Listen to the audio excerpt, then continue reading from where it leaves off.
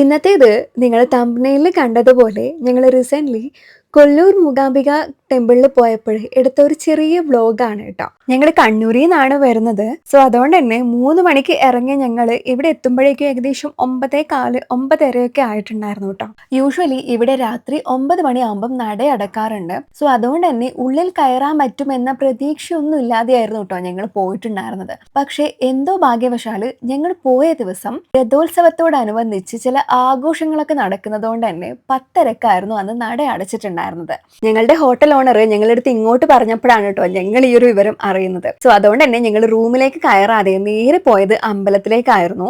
എന്റെ സംശയം അതായിരുന്നില്ല, രഥോത്സവം തുടങ്ങിയിട്ട് കൂടി നമ്മുടെ മൂകാംബികയിൽ ഇത്രയും തിരക്കില്ലാതെ കാണുന്നത് ഞാൻ ആദ്യമായിട്ടാണ് കേട്ടോ.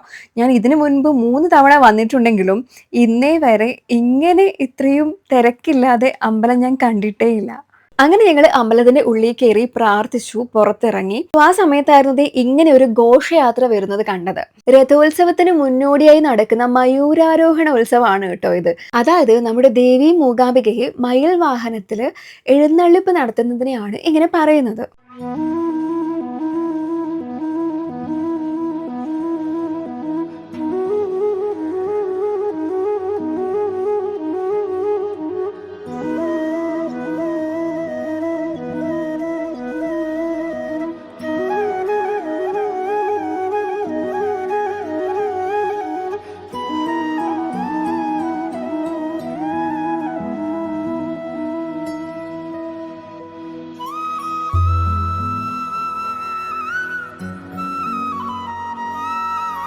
അതിനുശേഷം ഉള്ളിൽ കയറിയപ്പോഴാണ് ഇങ്ങനെ ആൾക്കാർ കഷായം വാങ്ങാൻ വേണ്ടി നിൽക്കുന്നത് കണ്ടത്. ഞങ്ങൾ ഇതുവരെ ഇത് കുടിച്ചിട്ടില്ല, ഇതെന്താ സംഭവം എന്ന് അറിയില്ല. സോ ഞങ്ങളൊന്ന് ട്രൈ ചെയ്ത് നോക്കാമല്ലോ എന്ന് കരുതി അവിടെ നിന്നു. അവിടെ ക്യൂ നിൽക്കുന്ന പലരുടെ കയ്യിലും ഇങ്ങനൊരു പാത്രം കണ്ടായിരുന്നു കേട്ടോ.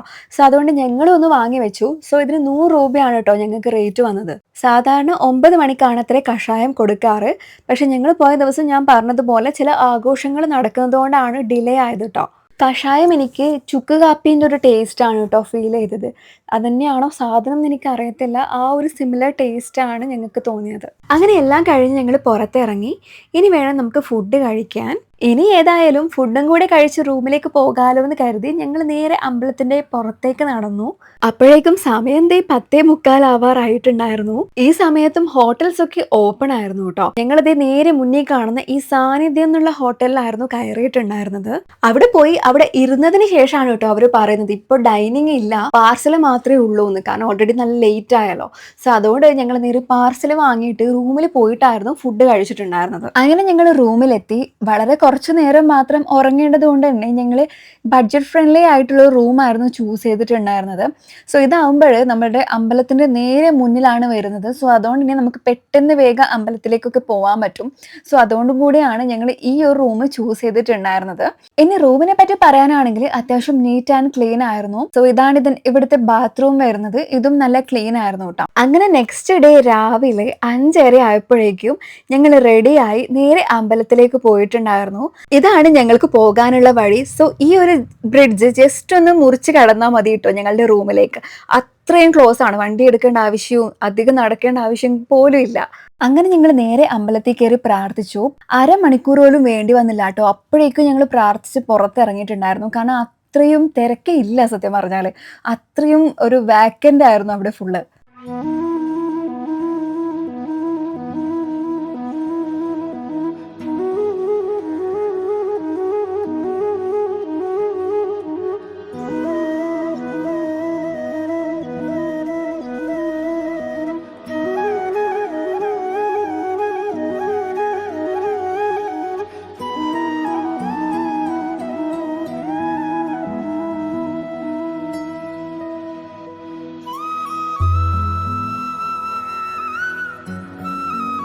മുൻപ് ഞാനിവിടെ വന്നിട്ടുണ്ടെങ്കിലും തിരക്ക് കാരണം അമ്പലം ഒന്ന് ശരിക്ക് കാണാൻ പോലും പറ്റിയിട്ടുണ്ടായില്ല കേട്ടോ. പക്ഷെ ഇത്തവണ വന്നപ്പോൾ ശരിക്ക് അമ്പലം കണ്ട് ഫുൾ ചുറ്റി കാണാൻ പറ്റിയിട്ടുണ്ടായിരുന്നു. ഞാനിവിടെ പോകുന്നത് പൊങ്കാലയ്ക്ക് പോയി വന്നതിന്റെ സെക്കൻഡ് ഡേ ആയിരുന്നു. സോ അതിന്റേതായ ക്ഷീണം എൻ്റെ ഫേസിൽ നിങ്ങൾക്ക് കാണാൻ പറ്റും. അങ്ങനെ ഉള്ളിന്ന് പ്രാർത്ഥിച്ച് കുറെ ഫോട്ടോസും എടുത്ത് അതിൻ്റെ ഉള്ളിൽ ഫുള്ള് എക്സ്പ്ലോർ ചെയ്തതിന് ശേഷം ഞങ്ങൾ പുറത്തിറങ്ങി. അപ്പോഴേക്കും ദേ രഥോത്സവത്തോടനുബന്ധിച്ച് രഥം മൂടി പിടിപ്പിക്കാനുള്ള ആൾക്കാർ വന്ന് പണി തുടങ്ങിയിട്ടുണ്ടായിരുന്നു കേട്ടോ. പുറത്ത് ദേ ഇങ്ങനെ പൂവ് വെക്കുന്ന ആൾക്കാരൊക്കെ ഉണ്ടായിരുന്നു. സോ ഇത് ദേവിക്ക് ചാർത്താനുള്ളതാണ് എന്നാണ് കേട്ടോ പറഞ്ഞത്. സോ ഞങ്ങൾക്ക് ഇതിനെപ്പറ്റി കാര്യമായ ഐഡിയ ഇല്ലാത്തത് കാരണം ഞങ്ങൾ ഇത് വാങ്ങിയിട്ടുണ്ടായില്ല. അതിനുശേഷം ഞങ്ങൾ നേരെ അതിന്റെ സൈഡിലുള്ള ഗണപതി ടെമ്പിളിലേക്ക് പോയിട്ടുണ്ടായിരുന്നു. അതുപോലെ ഇവിടെ സൈഡിലായിട്ട് കുറെ സ്റ്റാളൊക്കെ ഉണ്ടായിരുന്നു. സോ ഞങ്ങൾ അവിടെയൊക്കെ ഒന്ന് കയറി നോക്കി, പ്രത്യേകിച്ചൊന്നും വാങ്ങിയിട്ടൊന്നും ഉണ്ടായില്ല കേട്ടോ.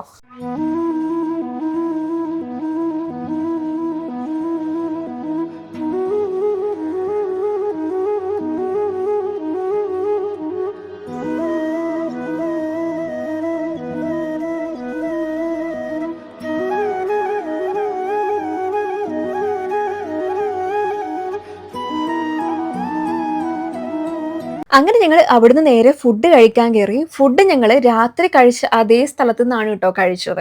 രാത്രി വാങ്ങിയ ഫുഡ് നല്ല ടേസ്റ്റ് ഉണ്ടായതുകൊണ്ടായിരുന്നു ഞങ്ങൾ അവിടെ തന്നെ പോയി കഴിച്ചിട്ടുണ്ടായിരുന്നത്. പക്ഷെ രാവിലത്തെ ഫുഡ് കുറച്ച് ഫ്ലോപ്പായിരുന്നു, എനിക്ക് അത്ര ഇഷ്ടപ്പെട്ടിട്ടുണ്ടായില്ല. റെസ്റ്റോറൻറ്റിന്റെ പുറത്ത് ദേ ഇങ്ങനെ ഒരു പുള്ളിക്കാരി ഇങ്ങനെ കുറച്ച് ഐറ്റംസ് സെല് ചെയ്യുന്നുണ്ടായിരുന്നു കേട്ടോ. സോ ഇത് ദൃഷ്ടിദോഷം മാറാൻ വേണ്ടി കെട്ടുന്നതാണ് എന്നൊക്കെയാണ് പറഞ്ഞത്. ഇത് ശരിക്കും എന്താണെന്നൊന്നും അറിയത്തില്ല. സോ ഞങ്ങൾ അതൊക്കെ ഒന്ന് ജസ്റ്റ് ഒന്ന് ട്രൈ ചെയ്ത് നോക്കി, പക്ഷെ വാങ്ങിയിട്ടൊന്നും ഉണ്ടായില്ല കേട്ടോ. ഇനി ഞാൻ നിങ്ങൾക്ക് ഞങ്ങൾ നിന്ന ലോഡ്ജ് ശരിക്കും കാണിച്ചു തരാം. സോ ഈ കാണുന്നത് നമ്മുടെ അമ്പലമാണ്.